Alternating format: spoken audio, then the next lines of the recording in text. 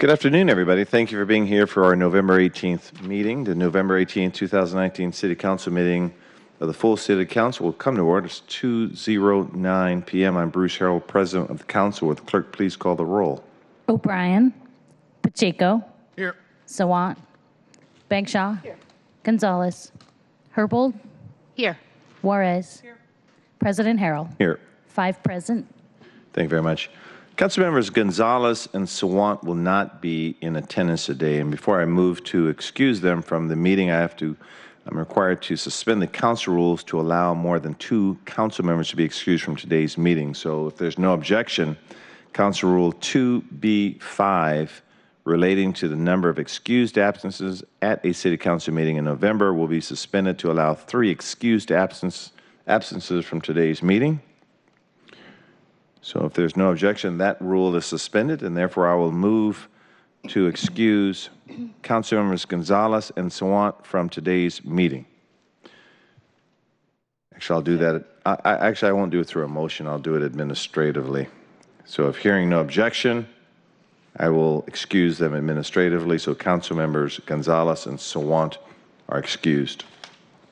If there's no objection, today's introduction referral calendar will be adopted. Hearing no objection, today's introduction and referral calendar is adopted. And similarly, if there's no objection, today's agenda will be adopted. Hearing no objection, today's agenda is adopted. The minutes of the November 12th, 2019 City Council meeting have been reviewed, and if there's no objection, the minutes will be signed. Hearing no objection, those minutes are signed. Thank you, Amelia. Presentations, I don't believe we have any presentations this afternoon. So at this time, we'll take public comment on items that appear on today's agenda, our introduction referral calendar, and the city's 2019 work program. Let me say make a few comments about public comment. There are some procedural items that we need to disclose. So on today's City Council agenda, the Council will consider and may vote on 2 pieces of legislation related to the Waterfront Local Improvement District.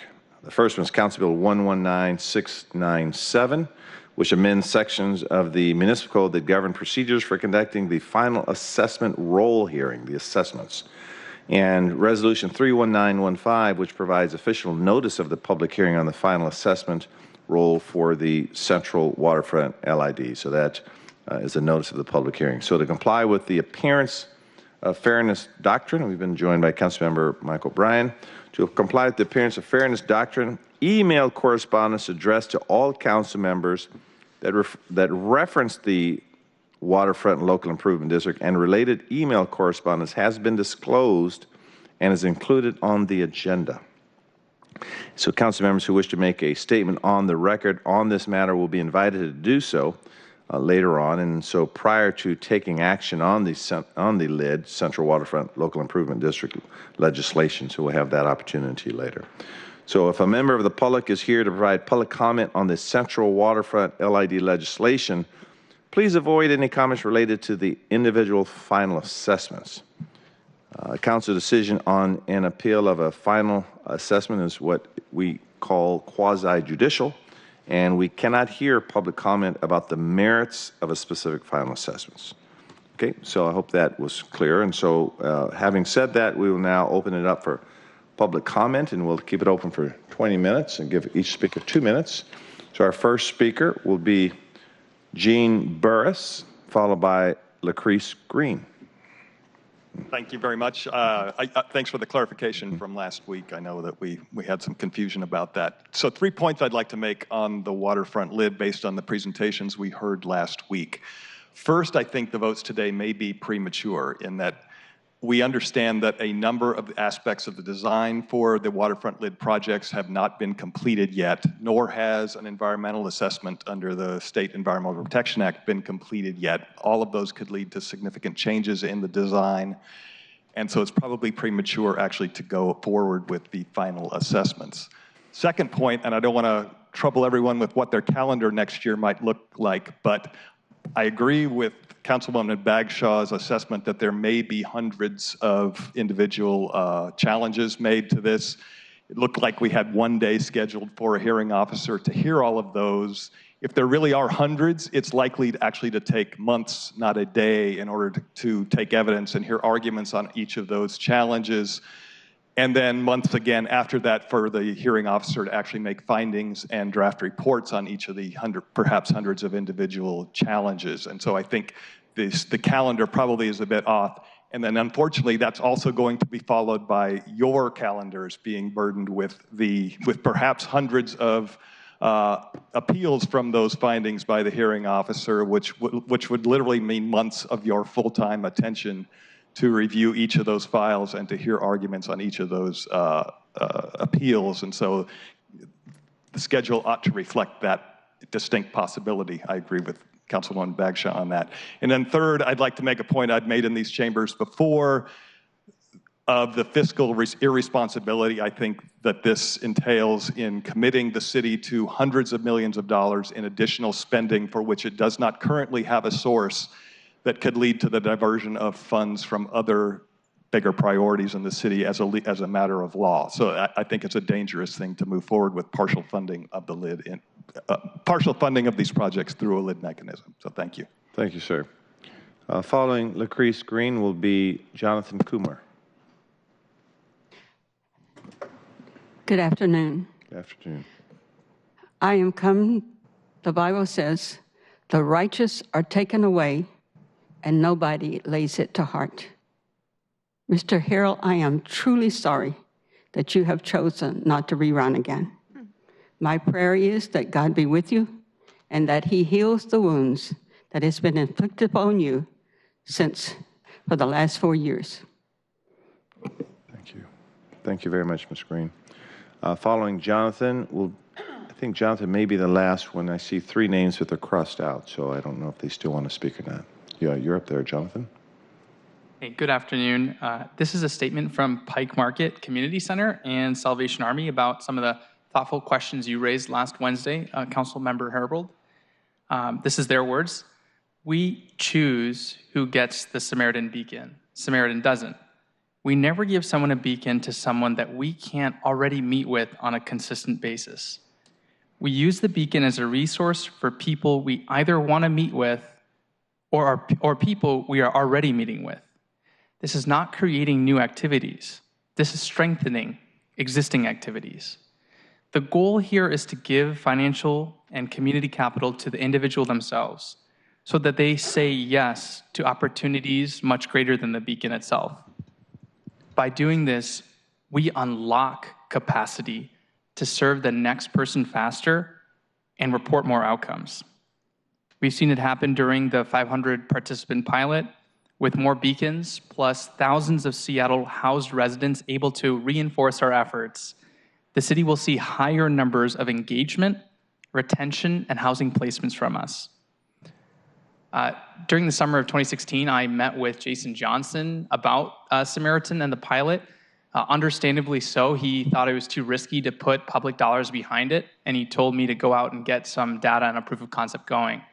Vulcan stepped up with $100,000 to give 500 people access to a beacon, and that money is spent, and the data and the outcomes are in front of you. This is an opportunity to give more people a chance to invest in someone experiencing homelessness. And yeah, people need relationships. You've heard that from public comment. Samaritan is a transformative way to bring that about for people without a home. The proposed SLI simply gathers feedback from 2019 and 2017, 2018. Why not give this resource to more people who will actually experience homelessness in 2020? Thank you, Jonathan. Thanks for your testimony. So I see 3 names crossed out, Tim, Dorinda, and Dory, and Pat. So I'm going to assume you don't want to speak, so we're okay. I just take that. So I'm sorry. I do. Okay. So your name was crossed out. So, okay. See? I'll hold it up for the cameras. Sorry, I didn't cross it out, I promise, Dory. I apologize. I did not cross out my name. Okay. Hello, council members. I'm not here in front of you for any items on this specific agenda. I do want to speak to you about one of the items on the budget. committee agenda for tomorrow. Item number 152, SDHR 101A1, is a bill that says it's an item that says it's creating a employee giving program. It says establishing an employee giving program in the legislation. So the city has had an employee giving program with a payroll deduction since 1988.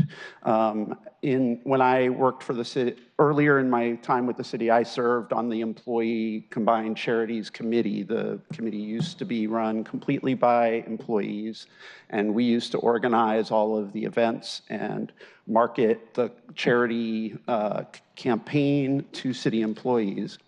Over the years, the city's employees have given millions of dollars to charity through their payroll deductions.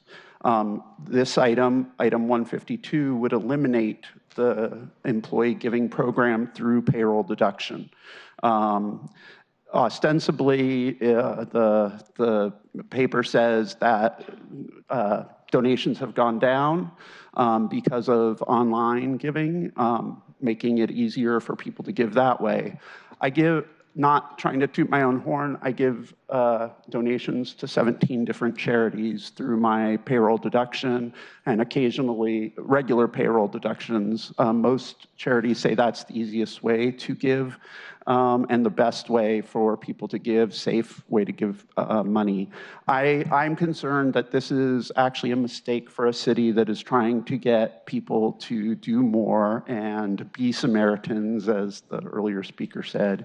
And so I would like to urge you to look into that and think about continuing that program one more year. I only found out about it this weekend. I did not realize that this was on the agenda, or I would have brought it up earlier. I'm sorry that it's as you're making your final decisions.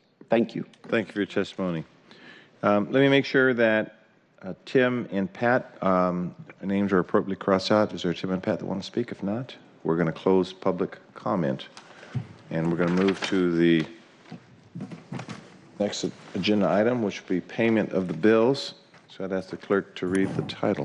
Council Bill 119702, appropriating money to pay out in claims for the week of November 4th, 2018 through November 8th, 2018, and ordering the payment thereof. Okay, I'll move to pass Council Bill 119702. It's been moved and seconded that the bill pass. Any comments? Now, please call the roll on the passage of the bill. O'Brien. Aye. Pacheco. Yeah. Bagshaw. Aye. Bagshaw. Aye. Herbold. Aye. Juarez. President Harrell. Aye. 6 in favor, none opposed. The bill passed and Chair will sign it. Please read the first agenda item. You can read 1 and 2. The report of the City Council agenda items 1 and 2, Clerk File 314326, full unit lot subdivision application of Michael and Venny Van Ly to subdivide one parcel into 26 unit lots at 4809 South Willow Street. Council Bill 119695, approving and confirming the plat of Seattle Modern Living on Willow in portions of the southeast quarter of the northeast quarter of Section 27, Township 24 North, Range 4 East, WM in King County, Washington. Thank you very much. Councilmember Pacheco. Colleagues, this clerk file is an application for a subdivision of one parcel at 4912 South Willow Street into 26 lots. The hearing examiner held a public hearing and issued preliminary approval in January 2017. Council Bill 2, the second action item is the associated council bill that approves the subdivision application of 4912 South Willow Street. Thank you very much. That's it? Yeah. And Councilmember Pacheco, I understand these are related. Did you describe both the clerk file and the council bill in your short description? Yes. Okay, so both matters are ready to vote. Are there any questions on either the clerk file or the bill? Because we're going to vote on them separately. Okay, so I'll move to clerk file 314326. Is there a second? Okay, those in favor of placing the clerk file on file, please vote aye. Aye. Aye. Those opposed, vote no. The motion carries and the clerk file is placed on file. At this point, I'll move to pass Council Bill 119695. It's been moved and seconded. Any further comments? Will the clerk please call the roll on the passage of the bill? O'Brien. Aye. Pacheco. Aye. Bagshaw. Aye. Herbold. Aye. Juarez. President Harrell. Aye. 6 in favor, none opposed. Bill passes and the chair will sign it.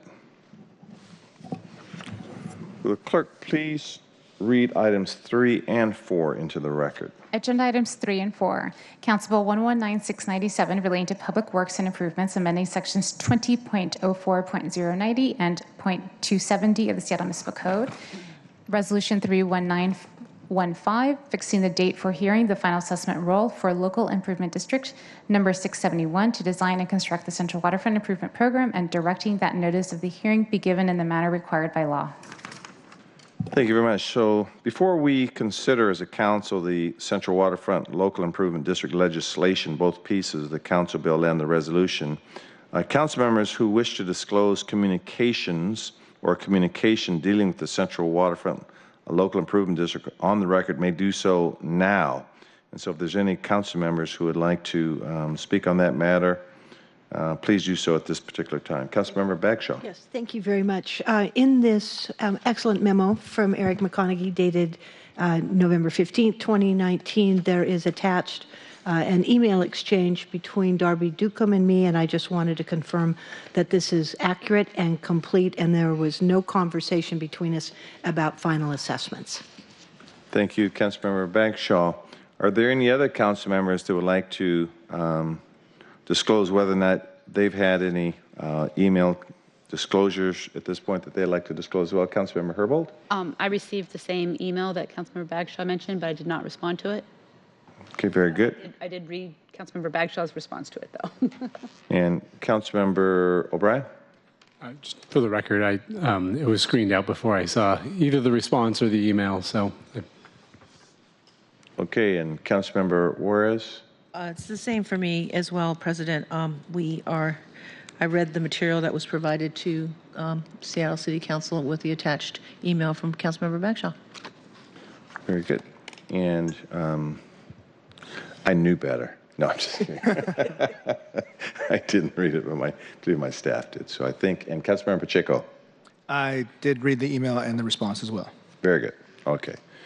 And so I think we've made into disclosure. So at this point, like I said, my staff had sort of screened it, and so I didn't read it in particular. So is there anyone in the audience who wishes to rebut the disclosures or give public testimony on the disclosures that were made relative to the quasi-judicial nature of this proceeding? If so, we'll provide you 2 minutes to talk about that. If anyone here would like to talk about that. Okay, so if not, we will proceed to consider agenda items 3 and 4. So I'll talk about these a little bit. So we have 2 pieces of legislation as we've described last week. Council Bill 119697, the code revisions, it basically provides more flexibility to the city clerk and the hearing examiner to fulfill the responsibilities dealing with the final assessment role for a local improvement district. It updates the municipal code to better align with the RCW and the process to confirm with the LID assessments. We realize this is a lot more work than generally our older system entails, and so we're trying to revise that and have it better aligned. It will provide the hearing examiner with more time to prepare the findings and recommendations from the hearings, and modernizes the city clerk's process of notifying the property owners and hearing the results following the conclusions of the hearing. And it removes a section of the code that specified outdated costs for property descriptions. So that's what the council bill does. And again, the resolution, the final assessment role resolution, simply sets the date for the public hearing on the proposed final assessment role and directs the hearing be held before the public hearing examiner. The current public hearing date is Tuesday, February 4th, 2020. And at that assessment role hearing, property owners are given the opportunity to object to their individual assessments, and all objections must be filed in writing before that hearing date. This resolution also authorizes the city clerk to notify property owners of their proposed final assessment amounts and of the public hearing on assessments. And just a description of the procedure. In December of 2019, January of 2020, around that time frame, hearing notice and proposed final assessments will be posted and mailed. In February of next year, the public hearing will occur before the hearing examiner. A month later, in March of 2020, the hearing examiner's report will be filed, and property owners who filed an objection are notified of the hearing examiner's recommendations. Spring of 2020, two things should occur. Property owners can file appeals of the hearing examiner's recommendations, and the city council or a council committee could hear the appeals. I'm going to anticipate that there will be some flexibility if needed to address the number of appeals. It's hard to determine at this time. That's why some of these dates will be determined to TBD. And then as things go as planned in the summer of 2020, the City Council will consider final assessment roll ordinance to confirm the final assessment amounts. So that's what the resolution sets out. Okay, any questions or comments that any of my colleagues would like to make on these two pieces of legislation? We'll vote on them individually. Okay. Okay.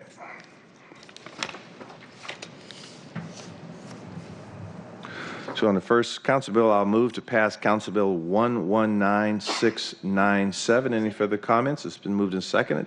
Will the clerk please call the roll on the passage of the bill? Bless you. O'Brien. Aye. Pacheco. Aye. Bagshaw. Aye. Herbold. Aye. Juarez. President Harrell. Aye. 6 in favor, none opposed. The bill passes and the chair will sign it. And I'll move to adopt Resolution 31915. It's been moved and seconded. Any further comments? Those in favor of adopting the resolution, please vote aye. Aye. Aye. Those opposed, vote no. The motion carries and the chair will sign it. Before I say, is there any further business coming before the council, we will slide right into the Parks District meeting. We'll stay in our seats. Seattle Channel needs a 2 to 3 minutes, but Councilmember Juarez and I will switch seats, move right into that. So we're trying to do it in a seamless way. So nobody leaves. So nobody leaves. You're tethered to your seat. And having said that, is there any further business to come before the council? If not, we will stand adjourned and just stay in our seats. We'll move into our district's meeting. We stand adjourned.